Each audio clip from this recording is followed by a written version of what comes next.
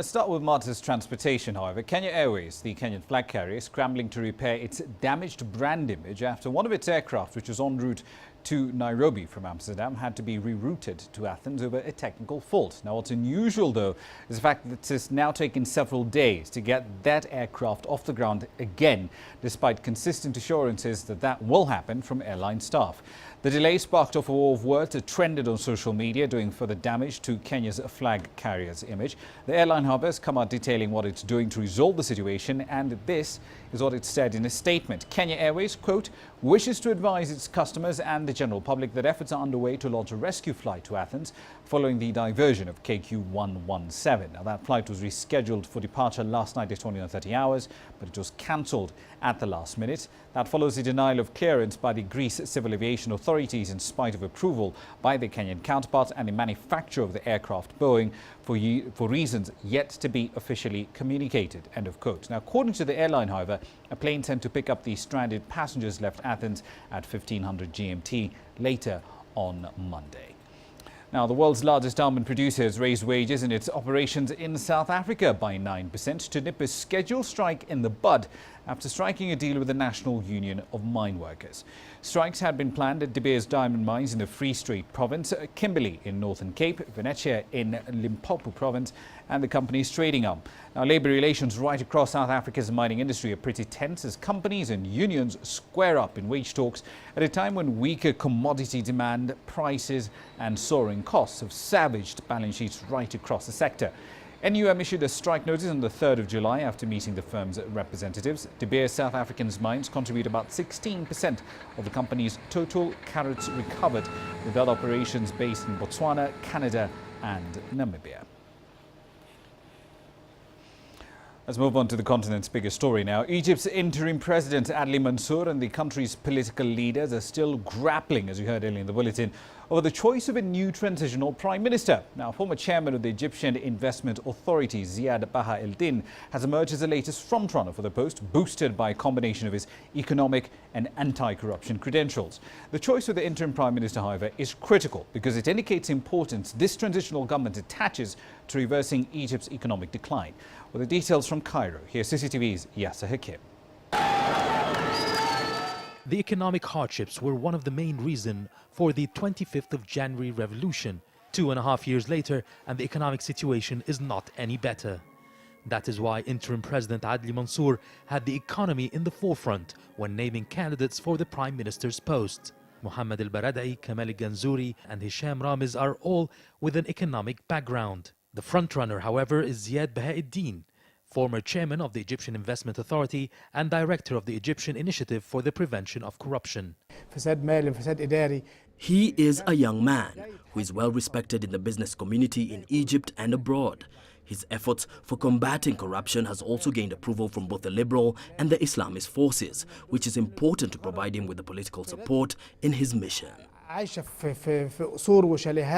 The interim prime minister has a tough job ahead with an acute economic crisis gripping the country. The same problems continue. A huge budget deficit, growing public debt and dwindling foreign currency reserves. He has to quickly attack these issues and work on attracting foreign investments by forming a homogeneous cabinet that puts a collective plan for the economy. This was missing in previous governments. Hours before officially announcing the new prime minister, the country was rocked with violent clashes at the Republican Guard's headquarters, an incident that has been met with a huge drop in the stock market and the economy as a whole. Ziad Baha el-Din is a successful economist, but to be a successful prime minister, analysts say he needs the support of political forces and a stable environment, something hard to come by these days. Yasser Hakim for CCTV, Cairo. We're taking a short break here on Africa Live. Here's what's coming up next. I get the feeling that, because he's been criminalized, a lot of people will actually still might continue to try and bring it in and stuff like that, and it caused a lot of controversies, doesn't it? The UK's government has banned the herbal stimulant cat, raising fears the trade could go underground. We'll be exploring that in a short while on Africa Live.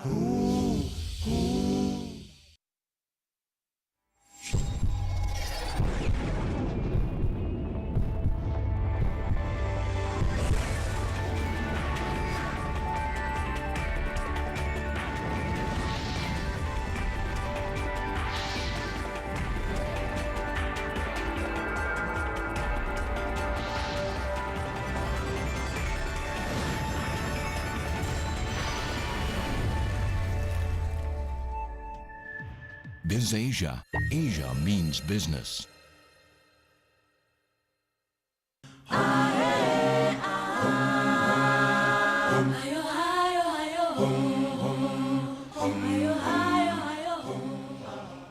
Welcome back. The British government is now set to fully implement a proposal to ban Miraa, or cat as it's better known around the world, a herbal stimulant widely used by Somalis and Ethiopians, following a proposal to do so by its Home Secretary. However, the decision to ban this drug has been taken against the advice of the United Kingdom's government's own scientific advisors, sparking anger from Kenyan growers directly affected by the potential loss of one of their key markets. CCTV's Richard Bestick now has this story of how that decision is being received by consumers in London. Cat's a thriving community business in Britain. 60 tons of the stuff imported every week, flown in from Kenya, and used widely among the country's Somali, Ethiopian and Yemeni communities, where it's chewed for the plant's mild stimulant effect. Put some more money, man. It sells at around $10 a bunch, part of a $20 million trade, raising $4.5 million in taxes. Banning it would criminalise transactions like this one and, say some, outlaw entire communities. If they do ban it, I get the feeling that it's, because it's been criminalised, a lot of people will actually still might continue to try and bring it in and stuff like that, and it caused a lot of controversies, doesn't it? So, well, it's out of order, to be honest with you, mate, because this is the only thing that Somali people do, and we love it. And there's nothing against cat. It's a vegetable that we all love. The UK government's drugs advisory body has said there's no evidence of the plant's link to health problems or crime. Sometimes, sitting alongside community police stations, there are hundreds of legal cat cafes in Britain where users go to chew and chat. But Home Secretary Theresa May said a ban would protect vulnerable communities and prevent Britain being used as a hub for export to countries where it's already illegal, in North America and Europe. Traders here say licensing the sale of the plant offers better protection against illegal exports. All the customers, I know them, they're all Somalis and they're my people. I know how I can control them and make them to follow the regulation which is supposed to be done if they give me a chance to do it. Critics say the ban on cat will have little more effect than handing over the distribution network to Britain's armed and dangerous drugs gangs. If that's the case, consumption of this mild stimulant will continue, but in a very different climate. Providing organised crime, it's suggested, with a new opportunity. Richard Bestick, CCTV, London. Clearly a conversation that has ripple effects right across the pond. Let's expand this conversation and open CCTV's Miriam Bemat is live in London. We're also joined in studio by Joseph Kaguthi, the former chairman of Kenya's National Authority for the Campaign Against Alcohol and Drug Abuse. Is live in studio here with us tonight. Miriam, let's start with you, however, in London. The UK's Advisory Council on the Misuse of Drugs essentially argued and recommended that cat should not be controlled. So why is it that the Home Secretary went against that advice? Well, you know, Rama, many health experts that we spoke with today say that despite the UK's Advisory Council on the Misuse of Drugs review that insisted it's safe, there are two compounds in cat that are the problem, cathine and cathonine, both on the UN Convention on Psychotropic Substances list for the last 30 years. Now, it was never intended to encourage governments to ban cat itself, but rather prevent possible trade of the isolated chemicals that I just spoke of, and make sure that countries control cat itself. Now, the common thought seems to be that given it's banned in other places like the US and Canada and many Scandinavian countries, Britain felt pressure to follow suit. In a statement, of course, Home Secretary Theresa May said failure to take decisive action and change the UK's legislative position on cat would place the UK at a serious risk of becoming a single regional hub for the illegal onward trafficking of cat to these countries. Indeed. Mr. Kaguthi, coming to you by virtue of your position as a former chairperson of NACADA, by some estimates, the UK was the second biggest market for cat after Somalia. If you have this market locked out for Kenyan growers, what effect will that have in Kenya? Miraa has been a very controversial and very emotive product for the community in Meru which grows it. Is going to be very drastic, and they are likely, now that they are county, to feel very, very hurt by that particular move. It has a long history of that kind of controversy, where those who produce, those who consume, and those who trade, they tend to take very hardened positions. Already, when you listen to the debate in the Senate of Parliament of Kenya, and when you read in the media in Kenya, you can find that they are taking a very serious view of United Kingdom stopping that particular trade, which goes sometimes through their country. Indeed. Coming to you, Miriam, however, citing Mrs. May's statement to the House of Commons sometime late last week, she essentially argued that the issue here is siege of cat shipments might actually become a problem with respect to the UK being a hub, if you will, for illegal transshipment of these goods to other countries in Europe. But given the implementation of the ban, won't this essentially just drive that trade underground where the government most likely can't really keep an eye on it? Exactly. That certainly could be the next hurdle. Not to mention what we just spoke of in terms of Kenya and the government taking or the Kenyan government for that example, taking a very strong stance in this position. The last thing that the UK would want is for the trade relations between the two countries to be under pressure over something like this.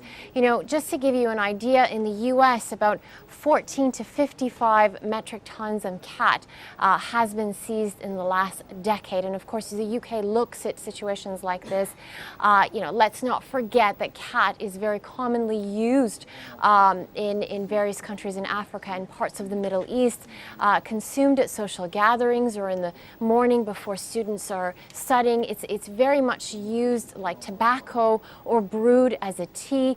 That's why critics argue that the ban could push new and very unnecessary, both illegal channels to bring it into the country, as well as potentially harm the relations between countries that are involved in supplying the cat. Indeed. Mr. Kaguthi, coming to you, as chairman of NACADA, you pushed repeatedly for a ban on the consumption and the production of miraa here in Kenya, but that did not succeed. Why? What happened? What did happen at the beginning of the campaign against drug abuse, where I was the founder, national coordinator, was that when we started classifying the substances that were of harm, were doing harm to the country, of course, miraa is not as bad and does not cause as much damage as the cigarettes or alcohol. The leadership in Meru, they came, and the advice by the elders was simple. They just told me, national coordinator, when you are dealing with miraa in this country, please walk as if you are a chicken with chicks. You don't overstep on them, because it can hurt the chicken so badly, the chicks. But when we reflected that even the first president of the Republic of Kenya, Mzee Jomo Kenyatta, the late Mzee Jomo Kenyatta, had at one stage received a delegation from one of the consuming communities. Then later, the Merus also appealed against the decision he had taken about slowing its production. He said you cannot go beyond that, and it was left. And it's a debate which, as you know, is more or less international, because some countries feel very strongly that it should be banned, including within the neighborhood. Others do not see that big deal, because the harm is not as big as a lot of these illegal drugs that are there, like cigarettes and alcohol. Therefore, we slowed down and waded through avoiding the children and the productive age engaging in it. But in terms of production, it continues being a legal drug. Remember, when it is raw, it is not banned in this country. But if you extract the cathinone, the two chemicals, the cathinone and the cathine, then that becomes illegal. Indeed. Coming to you, however, Miriam, with respect to the argument that Mr. Kagudi has made, in his statement to the House of Commons, Mrs. May also pointed to a lack of evidence on several aspects with regard to her argument for banning cat. What is being done to rectify that lack of data from her policy standpoint? Well, certainly there's a lot more pressure on the Home Secretary to reform the laws on cat. Critics have come out and argued that the study conducted by her own advisory council determined a lack of connection to government concerns like organized crime. But the ban could potentially isolate and criminalize thousands of users here in the UK. And the government has come back saying it's concerned with risks, underestimating the actual harms of cat in communities with the limitations of the evidence made available to its advisory board, essentially meaning that the harms may outweigh all other factors, and therefore the government has been forced to take this position. Indeed. Final question to you, Mr. Kagudi. When it comes to the question of banning the consumption and production of cat in Kenya, have there been plans made to enable a transition for Miraa farmers to move over to other cash crops as well? No, ordinarily, what happens within the International Drug Control Board, as well as United Nations Office of Drugs and Crime, where a product is so economic and social to a certain community, and you want to deal with it, the national government in that particular country and the international community, they would ordinarily come together and create an alternative development which will replace the product that is doing the harm. In this particular case, when I read the Kenyan press, remember United Kingdom has training grounds within the community, the county of Meru. They are likely to stir a lot of antagonism, which I don't think is really necessary, because the consumers, the data that we had that time, were 170,000 in the entire United Kingdom, and they are of the Somali descent, meaning that they are Kenyans. Even if they were here, they would consume it. So I cannot see why it should be taken up singularly, other than waiting for the international community, say the UN, the WHO, all together to start dealing with it, because even at the technical professional level, they are not all in agreement that that damage is as big in its raw form. But to be clear, Mr. Kagudi, is there a specific plan by the Kenyan government, at least from your experience working with GOK, to enable that transition between growing Miraa and shifting over to another commercial cash crop? By the time I retired from being the national coordinator of the campaign against drug abuse, we did not have that. What we had is we were monitoring what the monitors were doing, and the preliminary studies that had been done by the United Nations to check on the extent of the damage. But at that time, I can confirm to you why we were not as active on the banning issue is because tobacco and alcohol it causes many times a lot of injury to society and the world community. So why would we spend so much time to punish a small community within the Republic of Kenya in Meru if we can afford not to? Indeed. Fascinating conversation. Thank you so much for your time, Mr. Joseph Kagudi, former National Coordinator of NACADA here in Kenya, and Miriam Bemard over in London. Thank you to you both. Fascinating conversation indeed. We'll be moving on quickly, though, to the markets. Now let's see what your money has been doing for you on Monday. Some fairly interesting numbers coming through so far today. The Nigerian All-Share, for example, ending the day lower by just under a third. The All-Share index in South Africa, all the shenanigans we're seeing around the mining issues, especially as strike season, if you want to call it that, coming through, over reflecting in the markets as well, up 1.1 percentage points. The 20-share index in Nairobi still on that losing streak, down 0.2, as the shilling, of course, does continue its degradation as well against the American dollar. And the Egyptian market, the party here clearly is over. Those gains of 7 or so percentage points last week, completely gone. This ending the day lower by 3.5%. That's it for business today.